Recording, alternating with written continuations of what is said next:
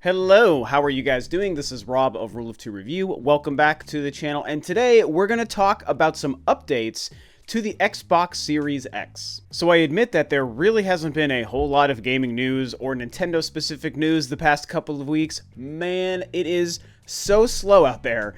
And so it feels good when something comes along that makes me feel like I actually want to make a video. Plus, this happens to be happening on my day off, on my new work schedule, so this is also a more convenient time for me to make a video. Can't really argue with that, right?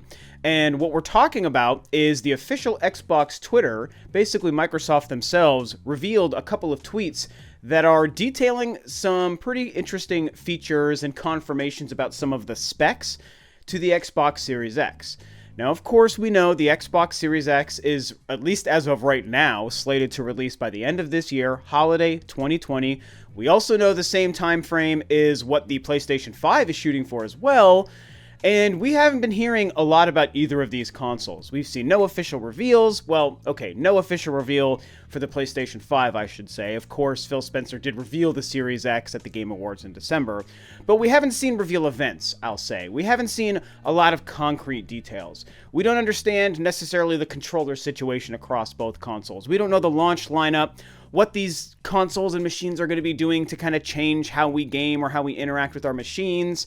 The Series X nature of the new Xbox is very interesting, and people are wondering if Microsoft is trying to do this ubiquitous play games anywhere, anytime, based on PowerX cloud thing, whatever. Just all this stuff, just all this gobbledygook that's been being thrown around the last year about these machines, and we're basically just still waiting on all of these details. And whereas we're also hoping that Microsoft does their own specific reveal event for the Series X to give us more details, and if there's even more than one Xbox SKU, are they going to show us that stuff? Hopefully. We're still waiting on that, but instead they took to Twitter and they just gave us all of these specs. So I'm going to go through all of these tweets and all of the specs that they list off here with you, so we can kind of just discuss it as we read through them. Obviously, the caveat, for those of you who know me, this won't be a surprise. For anyone who maybe stumbles across this video and is not familiar with me, I should let you know the irony of me even doing this is the fact that I do not get technical specs jargon for the most part. I obviously understand some of the very basic stuff, but I'm not going to pretend, and I've never pretended to be some sort of tech head expert. Like, I don't understand ray tracing this, teraflops that, GDDR, RAM, X, DirectX 5, 311, whatever. That stuff doesn't really mean much to me, so a lot of this stuff will be me telling you that I don't really know what it means, but the way they phrase a lot of it in the tweets is helpful enough that I think I have enough to at least go on, and I still am excited for the new Xbox, and I still like when new generations come along and give us more powerful machines for better gaming. I've been doing that for close to 40 years, since the NES era, so I'm familiar with the net result of more powerful hardware, so hopefully that makes for an interesting conversation as we go through this. So here is the first tweet that they put up today. They say, power plus speed plus compatibility equals Xbox Series X, 12 teraflops and so much more. Discover what's next, what the next generation of gaming means to Xbox. And then they leave a link, of course. So really basic. They're just basically saying the Series X is going to do all of these things. Very cool that they throw compatibility into there, and that's going to make sense in a minute. And so yeah, let's go ahead and jump to the next one. With Xbox Series X, power means that games look incredible and feel alive. 12 teraflops, custom RDNA 2 and Zen 2 processor, variable rate shading, hardware accelerated DirectX ray tracing. So here's some of the first actual technical jargony things that they're giving us here. I don't know what custom RDNA 2 and Zen 2 processor means. I mean, I guess it's the graphics processor or the computer processor, right? Because I know that there's a GPU and a CPU. I do know those things. So I think that has to do with that stuff. So I don't know. Here's just the name of the stuff inside of the box. Doesn't really mean much to me. They talk about variable rate shading. I don't know what that means unless that has to do with like shading like textures or like shading shadows on the ground. Sounds like some sort of really fancy graphical trick. Hardware accelerated DirectX ray tracing. I don't really understand what ray tracing is. And DirectX, I think, is a form of graphics, but I'm not sure. Anyway, and then they do 12 teraflops. I don't really know what a teraflop is, but I know that, I guess, the more you have of them, the better hardware is, right? I know this probably is going to seem so silly. You guys are just like, you don't even know what this stuff means. Why are you talking about it? But hey, these are the tweets. I'm just reading the tweets and giving you my feedback. So I don't really know what a lot of this stuff actually does. I just know that it's a bunch of fancy talk and big numbers that says our new Xbox is going to be more powerful than all the prior generations. And so you're going to get cool shading and cool ray tracing, and also DirectX. I think DirectX is like a tool that defines how developers will create the visuals of games, right? So I think that that's what that is. I don't know. Anyway, let's go on to the next tweet. With Xbox Series X, speed means more playing, less waiting. There's a custom-built solid-state drive, quick resume for multiple games, dynamic latency input, HDMI 2.1, auto low latency mode, variable refresh rate, 120 frames per second support. Okay. There's a lot going on there. I can break this stuff down a little bit better, actually, believe it or not. Obviously, they're giving us, like, the first tweet there was about, like, the visuals and the power behind the visuals. Here, they're giving us, you know, the hardware specs that maybe define how fast you can interact with the Series X, which is cool. So, you know, custom-built solid-state drive. Obviously, having a solid-state drive in a console is going to be amazing. The new laptop that I bought last year, actually, SpawnWave helped me kind of pick this out, has a solid state drive in it, and it's changed my life. The Xbox Series X is going to boot up within a second. It's going to load games within a second. One of the coolest things they list here is quick resume for multiple games. One of my favorite things about how the Xbox One and actually the Nintendo Switch are built is the ability to quick resume your games so easily, even if you've turned the console off and it's saved right where you were and you can just pop back in, provided you haven't actually, like, closed out the game itself. PlayStation 4 doesn't do that as well or as quickly, but the Xbox One and the Switch do it very well, and I adore that feature. Here they're telling us now you're going to be able to do it for more than one game. So obviously, that's going to mean for games you're playing digitally. So, you know, if you're talking about physical games, you can't do that because you're only going to have one disc in your system at one time. Although, unless maybe they mean the way like Blu-rays work, right? Where you can, you know, watch half of 3 different Blu-ray movies, and every time you interchange them, the system remembers where you were and asks you if you want to resume playback. So, to be fair, maybe that's what they're talking about. But what I was initially thinking is if you just have open games of, like, you know, 3 or 4 different games that you just have digitally downloaded on your Series X, you can resume those. So maybe it's both of those or maybe it's one of those. Either way, the concept is great. I love the idea of using that for more than one game at a time. That would be a lifesaver for us, right? Because we're all gaming so much and our lives are busy and we're in and out. It would just be really, really fantastic. They talk about dynamic latency input. With my super dumb brain, if I was to assume what that means, to kind of decipher what that means, I think they just mean button input, button latency, button lag, like how quick is the response to you pressing the buttons. And if they must have some sort of system built in to try to reduce the latency between when you're, you know, using your analog stick and your buttons and your D-pad, basically when you're just pressing the buttons, and when you actually get the reaction on screen. And I'm willing to bet that they've got something in place to make it really quick. I gotta tell you that some of the games I was playing on the Nintendo Switch specifically in 2019 really taught me how important that is, man. Bloodstained is the only one that jumps out at me initially, but I know that there were a few games that I was playing where, honestly, the button lag was really bad. Bad to the point where I almost was like, I hate playing this game, and it just was like, it's incredible how much it destroys your experience. Or if you've ever, like, played Smash Brothers Online, where you're getting just a little bit of lag and it doesn't match your movement, it's like, it basically makes games unplayable.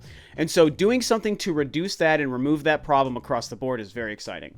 They list auto low latency mode. I won't lie, guys, I don't really know what that means. Variable refresh rate.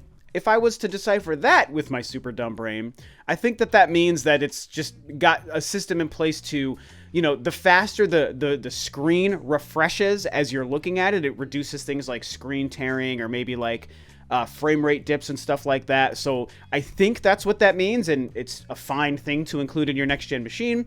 And then they say 120 frames per second support, so we're looking at crazy, crazy frame rates. And I mean, I don't think anything needs to be that fast. I've never seen anything that needs to be faster than the 60 frames per second. You know, when you go into film and they do that 48 frames per second and 120 frames per second stuff, I hate it. I hate the way it looks, and I can't imagine it would look much better in gaming.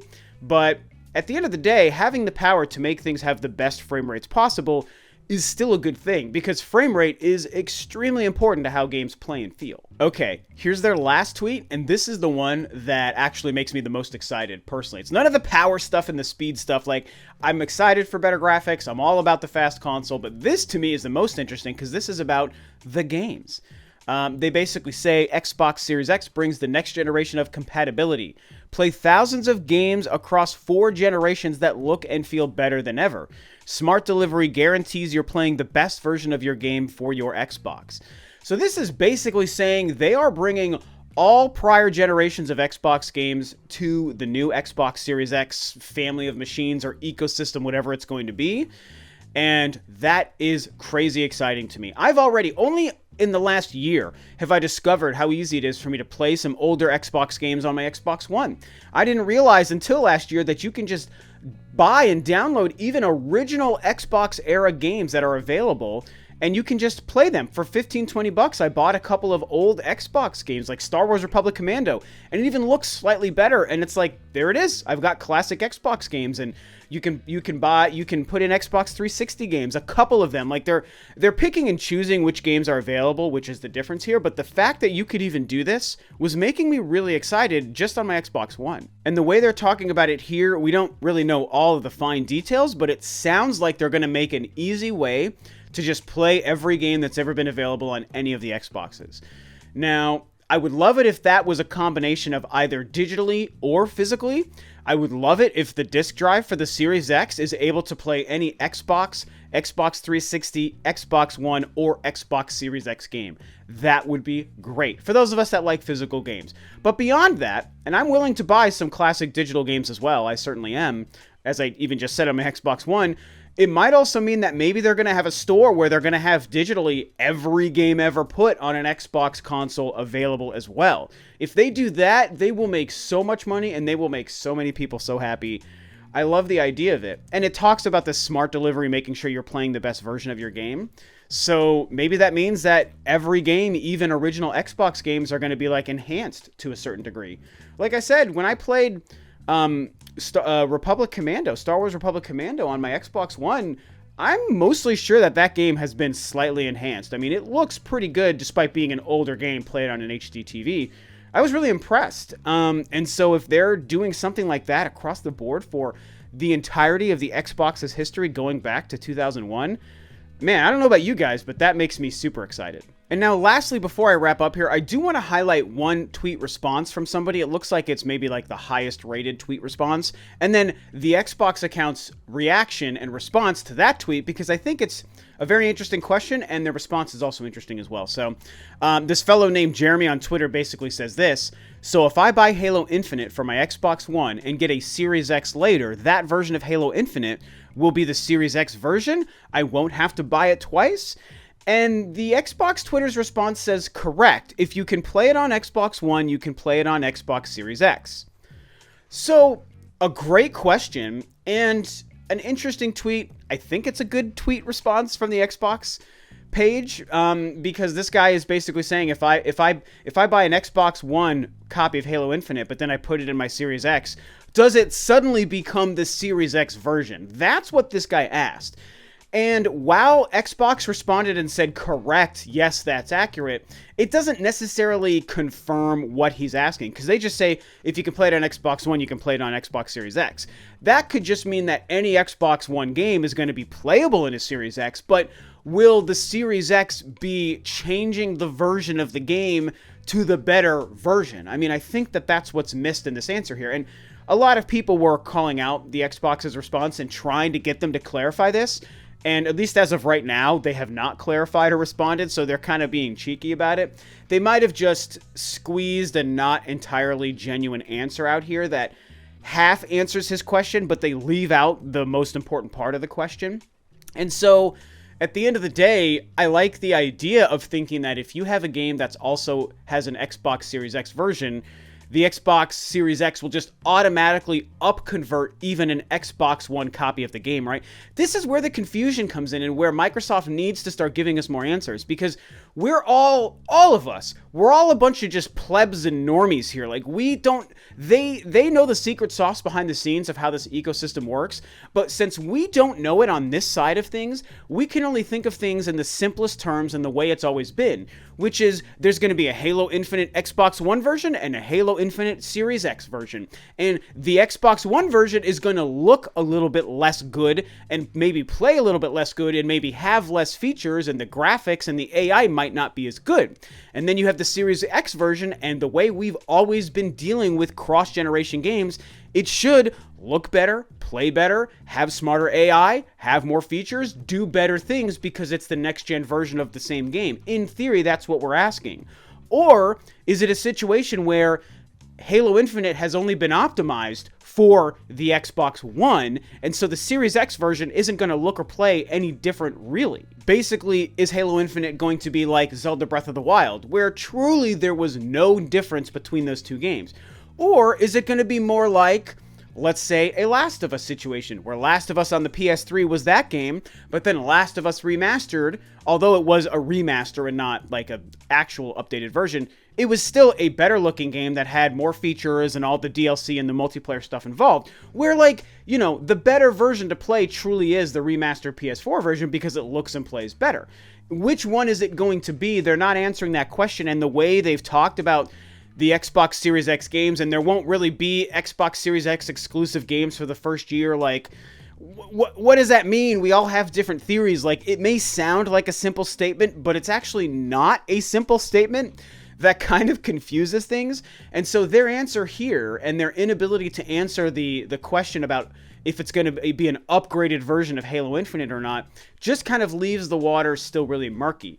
It's cool to hear them say, if you can play it on Xbox One, you can play it on Series X. That's great. But are you playing the Xbox One version of games on the Series X? Or is the Series X taking your Xbox One disc and converting it to the Series X better looking, better playing version of that game? Right? I mean, that's how we're all thinking. That's how we've always known games. And it sounds like the way Microsoft has talked about the ecosystem for the Series X stuff is it sounds like they have maybe a different, infrastructure in mind, and that it's not as simple and black and white as that. But we can't envision it until they tell us what that means. And so it's just really frustrating that we're still waiting. And, you know, when we focus this back down, I'll wrap the video up here. We focus this back down to the fact that we're waiting on final concrete details from Microsoft. We're waiting on final concrete details and an official reveal from Sony. And it makes us wonder if maybe things are maybe being delayed or shifted around behind the scenes, because we know there is a worldwide situation, a worldwide health scare that is happening right now.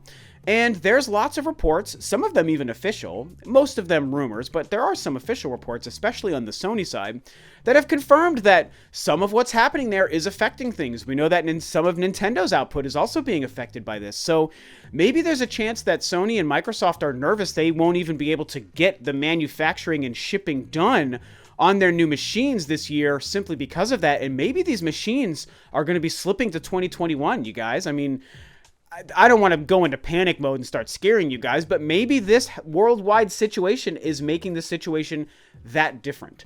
And so because of that, Sony and Microsoft are just delaying the reveal of information because they know that they're going to be delaying the release of these consoles. I'm just guessing. Maybe it's none of that, but I think it's worth at least bringing up, right? Because it's a real thing that's been going on. So either way, that's what I have to say about that. I know I was kind of all over the place here, but these are my responses and to these tweets. You know, it's nice to see Microsoft give us something. All of you tech heads out there can obviously break down all the specs and all the details that they gave much better than I can. But I still found it interesting, and I like seeing Microsoft talk about how much more powerful and capable their machine is going to be compared to the Xbox One. So, of course, those are my thoughts and opinions, and I do want to hear your thoughts and opinions. Please share them below, and with that, this video is a wrap. Thanks, of course, as always, for tuning in, guys. This is Rob of Rule of Two Review, and I'll catch you next time on another video.